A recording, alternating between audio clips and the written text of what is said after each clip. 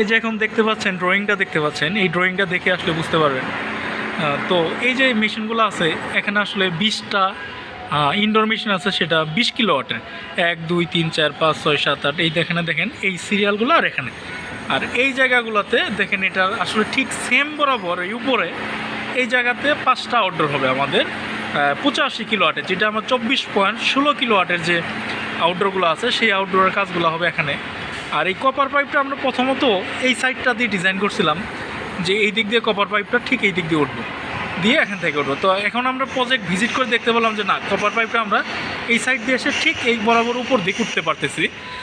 আর এখানে দেখেন এখানে একটা ফ্রেশিয়ার মেশিন আছে, আসলে ড্রয়িংয়ের কালারটা একটু কম ছিল, প্রিন্টার এই জন্য একটু কম উঠছে। এখান থেকে একটা ফ্রেশিয়ার ইনডোর হবে, ঠিক এই পর্যন্ত একটা ডাক যাবে। আমি সিঙ্গেল লাইনে দেখাইছি, আসলে ড্রয়িংটা পূর্ণাঙ্গ এখনও করা হয়নি।